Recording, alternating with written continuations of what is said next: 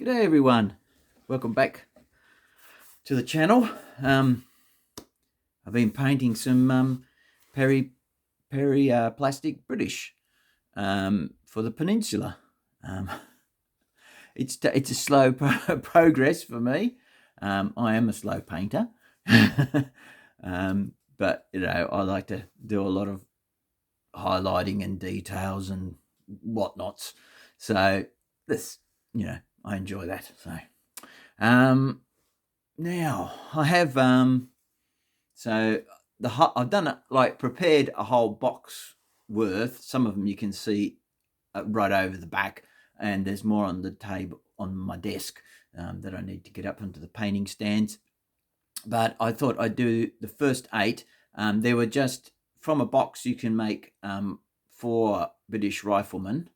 There's a little rifleman sprue or 2. And yeah, so I've made them and 4 of the Center Company guys. So I've got the Light Company and Grenadier figures. I think a lot of them are on the desk, but not all of them, and the Command Group as well. They haven't been undercoated yet because I ran out of painting stands. So here we are. I took some photos. I'll put them at the end. So yes, it took me a while. It took me a number of days to do these, painting 4 or 5 hours a day or whatever it is I do. So quite slow, but that's me. And I've tried to give them a bit of a campaign look. I could have gone really, really overboard. I could have cracked the green stuff out and put extra things on and stuff, but I just, it's mainly, it is a campaign look achieved by the way I painted them.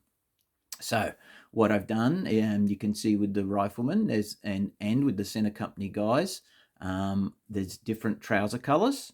Their original gear ran out, and so they've had to supplement it with what could be scrounged up locally. The quartermasters people, I suppose, they got source fabric in Portugal or wherever they could capture it or from or whatever, I don't know. So yeah, you've got some different couple of shades of brown, and I'll do that, mix that up through the whole, all the units and stuff. So yeah, and this guy's got a couple of patches on his knees. I think I've given him one on his elbow as well. I think this is the only chap who's not patched or in a different coloured stuff. And I've sort of dry brushed a bit of the ground colour texture up onto their boots and the lower parts of their trousers, and on these guys a little bit on their elbows. These aren't, I haven't patched these, but you've got the different trouser colours. So, and the whites of the trousers, they aren't, that's not what you're seeing. Isn't white. It isn't. There's no white in it, like true white, or even an off-white like the paint colour off-white from Vallejo. Not on the trousers anyway. So what I'll do, I thought it might be useful. I'm just going to pause the video while I go and get the name of a guy's website, a guy who has a website where I got some colour ideas from. Hang on a minute. Right. I'm back. I just paused and went and checked on my PC. The guy, for a couple of the colours, namely the rifle green and the red coat red, I referenced, and I've mentioned him before. I got put onto him from Kent's Paint Shack in New Zealand. There's a commission painter, I think he's a UK guy, by the name of Richard Abbott. And he has on his website, he's got a lot of Napoleonic examples of his painted work of Napoleonic miniatures, and he has a really nice eye for colour. And if you look, if you go to his website, it's all lowercase, Richard-Abbott, APPOTT, .yola site, YOLASITE.com, and he's got a section called Painting Notes. And if you go in there and you have a look, he's got some general ideas about triads and mixes and things like that. And he's got some like ideas for World War II, flesh, horses, and some Napoleonic ideas about what color combos using, I think it's predominantly Vallejo model color, which is really good because that's one a lot of us can get hold of. The combos he uses to do, say, French blue, Russian green, red coat, British red coat, rifle green, and some other colors as well, and how he achieves it and the mixes he uses. So I've followed them in it.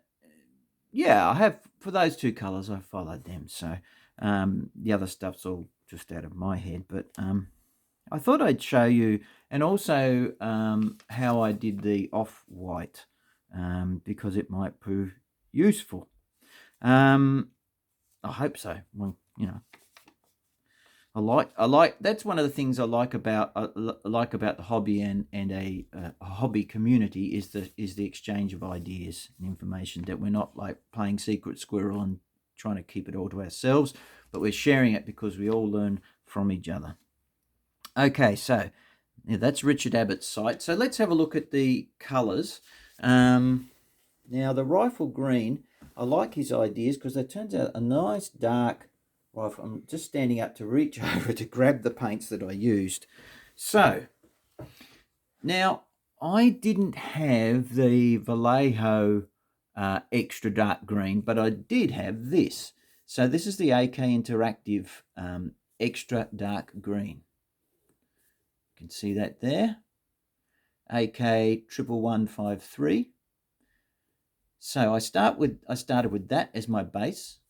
I put on my usual wash layer. Take your pick, whether you're Agrax Earthshade or you're using, what is it, Dark Tone or whatever is yours. And then I go back in with this, and then I start to build up from there. The next color I use, now if you wanted to get really finicky, you could mix these two together and build intermediate layers, but I didn't think that was necessary because I don't think there's just enough difference between them. So the next color up I went, after going back with that, was this Vallejo model color, German camouflage dark green. German camo dark green. Okay, and then my final highlight, and you want to be, especially with the rifles, because there's contemporary records describe them well. They describe them wearing brown coats at times and in the peninsula and all sorts of things, because their gear, just like a lot of the other guys, they were on the go and their gear wore out and they just had to wear whatever they could get hold of or what was issued to them. But the uniforms, the rifle green was described sometimes as looking just black. Particularly, I suppose, from a distance, it just looked black because it got dirty. It was already very deeply dark green. And then if you get dirt, I mean, yes, you're going to get fading as well, but overall it just looked kind of black. So don't go too heavy with the final highlight, is what I was trying to say. Save that for your highest crease points, your elbows, where the light's falling on the figure, on the shoulders or on the knees or wherever, depending on their pose. So the last highlight color is, sorry, I've stuck together with electrical tape because the top of the lid's split. Unfortunately, that can sometimes happen. You can see it's starting to happen on that one. Sometimes happen with Vallejo bottles that you've had for a while. Yeah, so Luftwaffe camo green. That's the highlight. So give it a good shake. Thoroughly mixed through. So that's the final highlight. So I'm really pleased with how they turned out. Now hopefully it shows up all right under this lamp light. Okay. Now, let's cover the one that I didn't get from him, but I did off my own recipe, and that is the summer white trousers that the British have got there. Now, let me see. Okay. Now, there's all possible variations on this. It's just, there's lots of ways to do this. So, but this is what I went for. I went for, as my base color for those trousers, for AK Interactive AK11007, dun dun dun dun, rock grey, so which is a very light, but sort of it's not a cool grey or a blue grey. It's sort of an earthy kind of grey, like rock. And then your wash layer. Important to put your wash layer, not too heavy, not too dark of a wash layer, because you don't want it to go too crazy. Otherwise, you'll find it you're painting over too much of what you've done. So, put on your Agrax or your dark tone or whatever, or maybe thin it a bit, whatever, whatever you need to do. And then, so once you've done your wash layer, go back in with this. And then my highlight, this is as far as I went, is actually the always useful Deck Tan. Such a good paint to have in your armory. If you haven't got Deck Tan, I'd encourage you to go and pick up a bottle, because it has so many uses. It's brilliant if you're building up to white as an intermediate tone or whatever, or you just want to keep it off white. That is a great tone. It's excellent as a dry brush to, dusty things up if you wanted to do that. It's also very good as a color to mix in with other colors you're wanting to lighten. So instead of using a pure white to lighten a green or a brown or something like that, use off-whites like these. Use creamy ivories and things like that, and use Deck Tan, because it's really good. It's not, it's just, I think it just does a better job at lightening those colors. They don't become so stark, so sort of cartoony. So yeah, Deck Tan. So that's as far as I went with that. So yeah, that wash, back in with that, and then highlight with the Deck Tan. So, and then all I've had is, as I said before, the dry brush on the base, which is I use tan yellow, but you could use desert sand or Iraqi sand or whatever you use. But is to very carefully and lightly bring that dry brush up over the boots and up onto the lower half of the trousers, perhaps where dust and dirt flicks up, or particularly up the back of the legs, it would flick up and stuff like that. Depends how you're basing them. These I'm doing for a peninsula and sort of, I'm imagining a drier setting, perhaps, although, there was plenty of rain at times as well. So if you wanted to go for the mud, you could go for mud. But I'm just sort of introducing some of that onto the lower legs. And of course, I could have patched the trousers and all sorts of different things. So I've stuck to doing that. And these are just a couple of different browns, for the other trousers, like on the Rifleman or these Center Company guys. And that's just your choice. Just grab a brown that you like, you think might make a reasonable sort of ad hoc sort of fabric color that they were able to get, and then just lighten that up with Deck Tan or ivory or something like that, which is what I've done there. So now the British Redcoats. Now he took a different route. I've tried a lot of different ways of painting British Redcoats, and I've been happy with them. There are a lot of different ways of going about it, but I thought this was pretty cool because it involves, again, reasonably easy to get hold of paints. So, and you really only need two, but you've got to mix them. So it's not a triad per se. You've got to make your own triad. So now this is not the same reds that I would use for a British officer's uniform. I would use one of them, but I would want that to be a brighter, more scarlet sort of red. These guys, it's trying not to get too scarlet, still have some of that sort of bricky red of the rank and file. So he said, and I liked it. I thought it looked really good once it was on as a base, is the good old Vallejo model color Cavalry Brown. So that was the base I put on for the Redcoats. And works really well. So again, back in with the wash, back in with this, and then it's a huge jump up, but scarlet, model color scarlet, and you can see there's a massive difference. So you've got to mix these two. Don't just go from there to there, because that starker jump will just, it's a bit too extreme. That's just my opinion. But yeah, so I would combine these two. I mean, if you wanted to, if you've got offices, this is where you want it to be heading for the highlights, to make that richer sort of fabric. But for the rank and file, you want to mix some scarlet in with your cavalry brown and get an intermediate.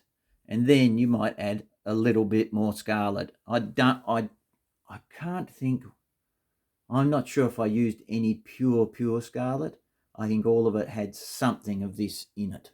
So how much you do depends on how bright you like your troops, how campaign look you want them, that kind of thing.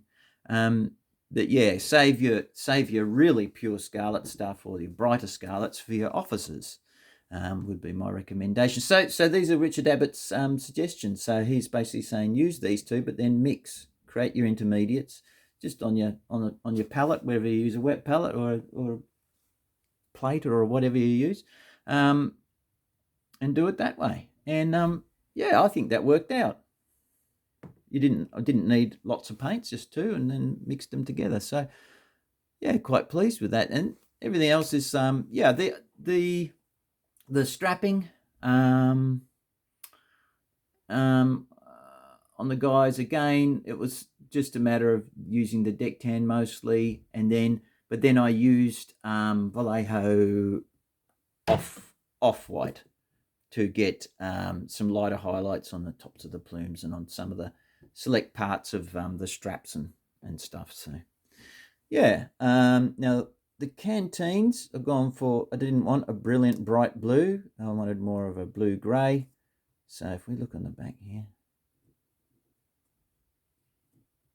now these guys have got green facings. I just used a mid-green.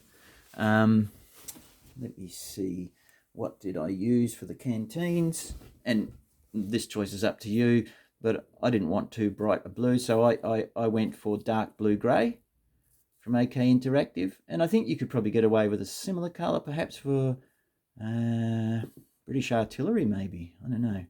That might be a bit darker, the actual artillery, more grey. But yeah, I think this has got just enough blue in it, not to be too bright. It looks like, a campaign sort of canteen. It's had some wear and tear. And so yeah, dark blue grey. And the rest is just sort of greys and black greys and lightened up. Yeah, so that's about it. So if you've got any questions, other questions, pop them in the comments, and don't leave it too long, because like I always say, I'll forget otherwise. So I hope you found that useful, and there was something there that you can apply to painting your Napoleonic. So I'm going to be cracking on, and now I've got my eye in, hopefully I can get through a few more of these British Centre companies and work my way up to doing the flank companies and the command, and then that will be the whole box done. And then I've got French. There's always plenty to do. All right, guys, thanks for watching. It's a bit longer than usual, but I hope you enjoyed it and enjoy the pictures afterwards. See you later. Here's 40 shillings on the drum.